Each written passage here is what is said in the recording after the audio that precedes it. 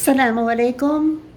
My third and final video this evening is a bit longer, and it's an overall summary of the important things that we need to know, not specific like what I had just done before, but overall dealing with the prohibitions that we should all be aware of and take heed of, because sometimes we don't think about what we're supposed to be thinking about. So in the beginning, it might seem redundant because he's repeating things that we already know, very basic things. But as the Hadith evolves, you're going to see that the very basic things sometimes are what we overlook. This hadith is narrated on the authority of Abu Dhar al-Ghaffar from the Prophet Muhammad, where he said, "O my servants, indeed, I have prohibited injustice for myself and made it among you prohibited. So be not unjust to one another. O my servants," technicalities, hold it. "All of you are lost, except whom I have guided. So seek guidance from me, and I will guide you. O my servants, all of you are hungry, except whom I have fed. So ask me for food, and I will feed you. O my servants, all of you are naked, except those whom I have clothed." Oh, how did this just flip down to the end of the hadith? Hold on. Hold on. You don't really need to see me, do you? I'm going to just look at the screen and not move anything, and then I won't lose my place. Okay. I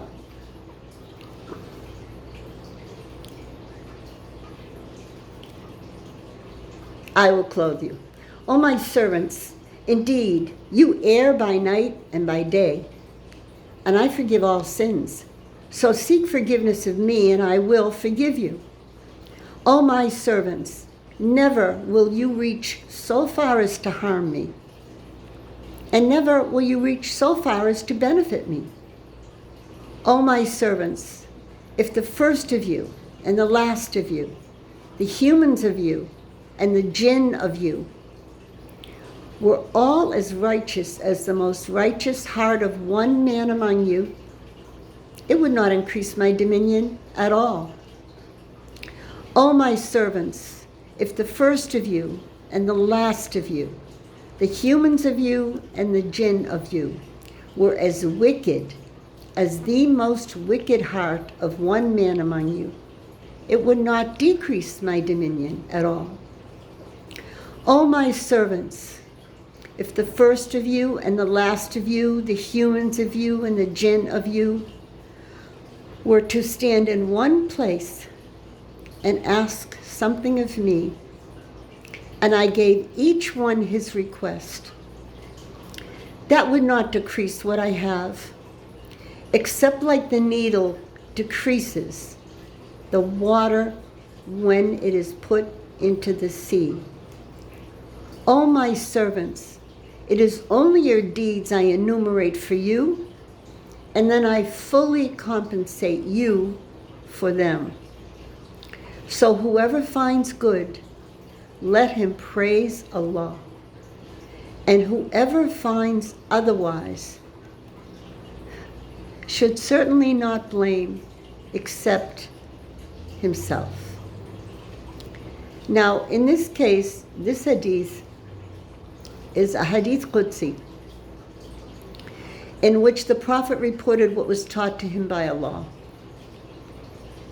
It is narrated in his own words, as opposed to the Quran, which is the wording of Allah himself.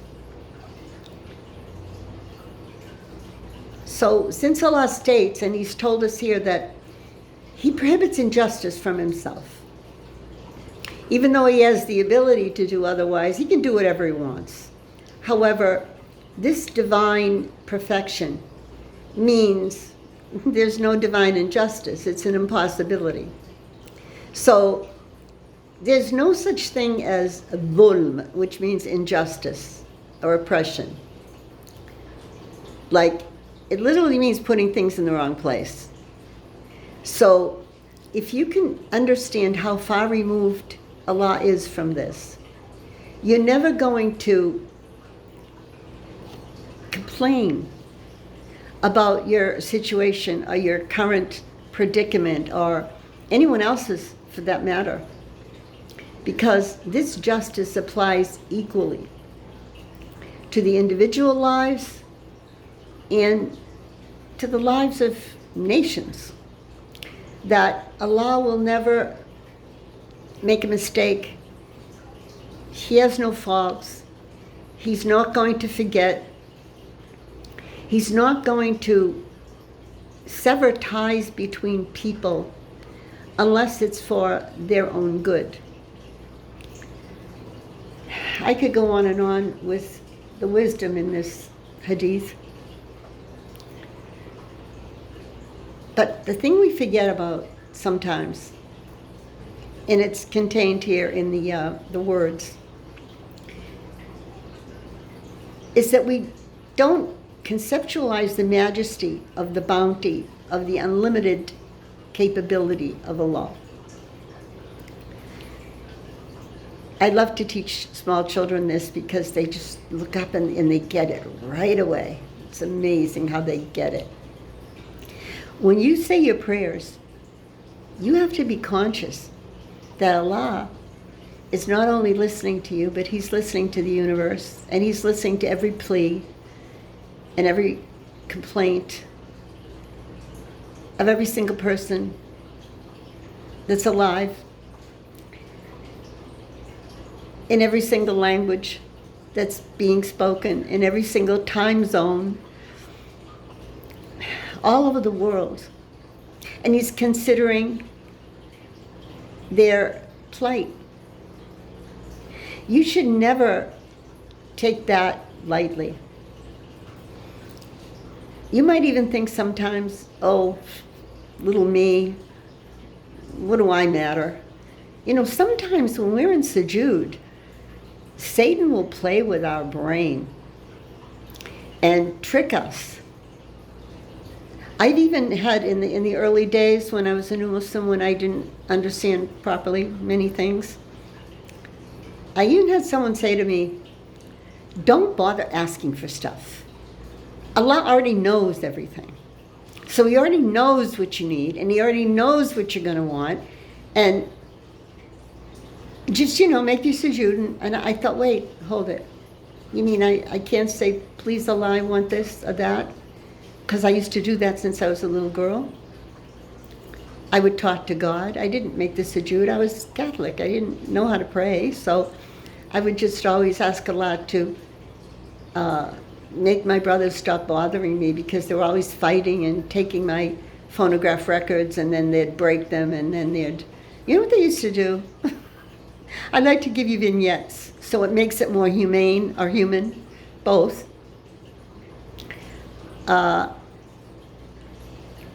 Yeah, this is a good one. This fits into this. That's what I want to do. I want it to fit in. I saved up my allowance for months to buy a big can of lacquer, hairspray, because when I was 14, the best thing you could do was to have your hair in a beehive. And a beehive was this... It was literally a cone that was supposed to stand up on your head, and you had to backcomb it. And then you had to lacquer it so that it wouldn't move, and you could sleep on it for a week. Well, if you have very fine hair like I do, it just gets messed up too easy. So it's really important to have this lacquer. I was so thrilled when I got my can of Aquanet, it was called. And one day I was coming home from school, and I was walking up the hill, because we lived on a hill, and we had a pool, and my brothers would often have their wild friends there, just lighting cherry bombs in the pool or whatever they were doing because they were unsupervised. We were Irish, remember? American Irish. American Irish is something special.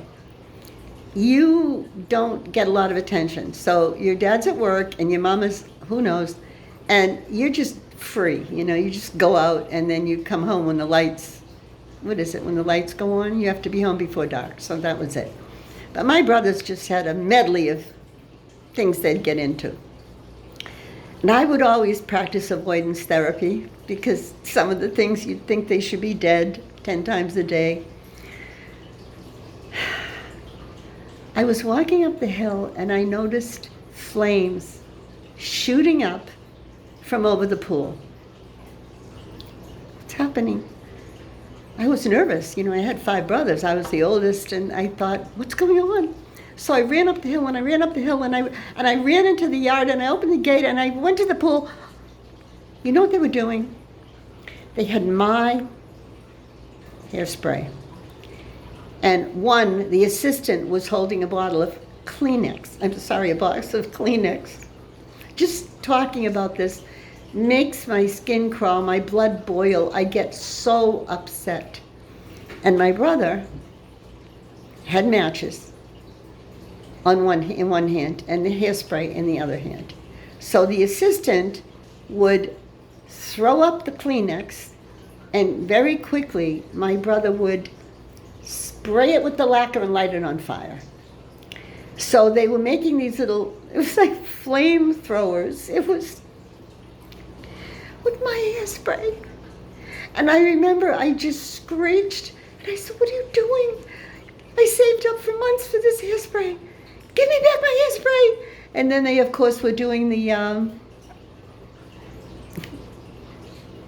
typical behavior of my 5 brothers. Do I need to tell you what they did? First they go, ha, ha, ha, you can't reach it because you're short and I'm tall. And then they'd throw it over to the other friend, and he'd run and he'd throw it to the other friend. It was trauma. It was trauma. I got the hairspray back, it was empty. I mean, it was almost empty because they had been playing with it. This is what you would call a trial. Now, trials purify. And throughout my youth, all I ever prayed for was to have a sister. And my mom kept getting pregnant, and no girl appeared until, do you know when she finally had a girl? I was almost 10. So by the time that girl was, old enough to even communicate with and so forth, I was way into high school and not interested in hanging out with my little sister. And then I got married, and I never grew up with my 2 sisters because one of my sisters is 17 years younger than I am. So she was born when I graduated. So I never had fun sister life, girly stuff, let's chat and that kind of, no. I had war. Oh, I should make a video about the wars I had with my brothers. Now, why am I saying this? You might think, my goodness, this is turning a little bit ridiculous. She's supposed to be the Islamic teacher. No, I told you this is what I'm going to do. I'm going to put relevance inside these principles. We just talked about the perfection of Allah and how He doesn't make mistakes and how we totally have to trust Him. And one of the things He has forbidden from Himself is dhulm. Dhulm, it's not just injustice. Dhulm means putting something in the wrong place. So one of the things we have to admit is your birth order is designated by Allah. The fact that I was the oldest of 8 children and 5 brothers, and the fact that I had to deal with it on my own was good for me. Did I like this? No. I hated it. I wouldn't go home from school. I would go, and that was, but you see how Allah does things. Oh, I praise the Almighty Allah for His wisdom and His perfect design. I didn't like to go home to my madhouse because I lived in what was called the Golden Ghetto. You know, these mansion-rich people and nobody pays any attention to their kids. Yep, yeah, that's my background. Do you know what I would do as soon as school got out? I would walk right up to Arlington Center to Robbins Library, and I would go into the cavernous solace of the library. And in those days, the library was really luxurious, and you could go in the stacks, and you could pull out the books. There was no nonsense about filling up permissions, and it was just beautiful. And it was very old, and the chairs were like overstuffed, luxurious chairs, and you could get into the little corners, and you could be lost there, which I would do. So by the time I could make it to the library, it was probably 2:45, and I would stay there until the last minute that I could. So I would usually leave the library at about 5:30 and get the bus home and to make it up the hill, because we had no buses where I lived. So you had to take the Arlington Center bus to the bottom of Mystic Street, and you had another 20-minute walk up to Morningside, where I lived, where in those days you could hang out there. You and your friends could walk around. It wasn't like now. And everybody's mom stayed home, and everybody had 2 cars, and so it was not a normal thing. No, I think I was the only one who ever did it, who would take a bus, the town bus, and do these things, because you should probably just go to school and go home, or go to the clubs, but I never liked clubs. I always just wanted to read. And just my childhood was designed to make me who I am today. Every single day, the library, the library, the library, the library, the library. It was my paradise. Now, was Allah making a mistake to put me in that family? Of course not. Absolutely, of course not. Why did I have all those nasty, well, I shouldn't say nasty, typical Irish brothers?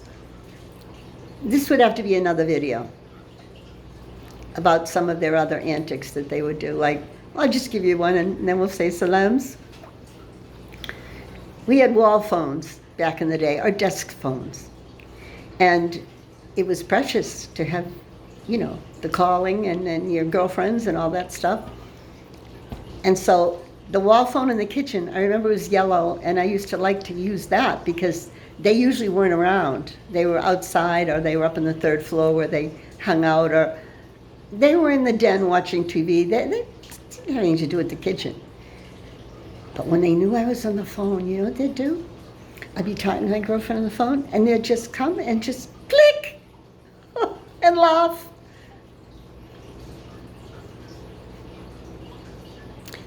That was their fun.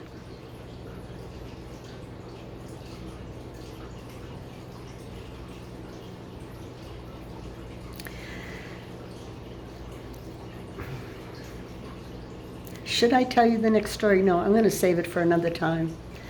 I'm going to save it when we get to the subject of vengeance. And what I did one time when I had had enough, I split my brother's head open with a metal wastebasket. My mom had gone, she was going shopping, and she said, "Now you be good now." And we were upstairs, and we were watching the TV in our bedroom. I don't know why, there was TV down in the den, but I was enjoying watching the TV. And as soon as she left, my brother said, "Okay, I'm going to watch this now, and I'm in control of the TV now." And there was, those days there were no remotes and whatever. And I thought, oh, the minute she's gone, you have to start. You're going to have to be like a jerk. And there was no discussion about what do you want to watch. Or of course, it was his choice. He was like probably 8. My oldest brother and I was 9. Or maybe 9 and 10. And I got this sunken feeling in my chest, like, just leave, you know. And I remember walking away. My mother had this huge, huge bedroom. It took up the whole third floor. And the TV was at one end, and the door to enter was at the other end. And then on the left side was the nursery, where every time she'd have a baby, that would be that. And then there was her private bathroom. So I was on my way out to exit. And I turned around, and I was just looking at him. And he looked, and he snickered. This is my brother's. And he turned around and went, well, that's all I needed. There was a wastebasket on the floor. Very chic wastebasket. You know, in those days, it was made looking like silver or something, and it was heavy. No plastic wastebaskets back then for us. It was satanic. You know, that's why I'm telling you, these things that have an element of violence in them, be careful, because it's Satan. And it can come to children. He, a'udhu billahi minnu, can whisper to children. Well, he whispered to me very well that day, because without thinking, I picked up the wastebasket, and I whipped that thing across the room. I don't know how I got that amount of strength. And I hit him right between the eyes. He freaked out. He got up, and blood was gushing out of his head. I mean gushing. And I said, oh, I'm sorry, I didn't mean to, I'm sorry. And just don't move, stay there, don't move. I ran to the linen closet to get a huge towel. I had to get a great big, I remember it was a white bath towel.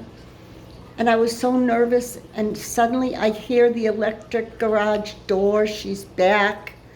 And I'm thinking, oh no, I'm gonna get caught, what am I gonna do? And I wrapped his head up, and the blood just kept soaking through.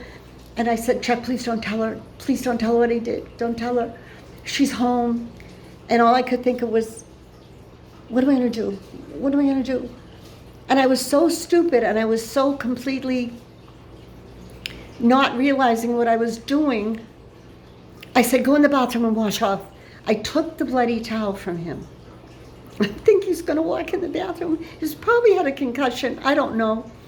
And I ran down the stairs, and then I ran down to the basement where the washer and dryer were, and I could hear her coming. And suddenly she was there. She was standing right there in front of me. And I'm holding this gigantic, bloody towel. And she said, what happened? And I just said, I'm sorry, Mom, I didn't mean it. I didn't mean it. And she flew up the stairs, because she knew it was something that went on between my brother and myself. Well, ambulance came, took him to the hospital. Yes, he had a concussion. Yes, he had to have stitches. Yes, it was a mess. Now that's the end of the story. But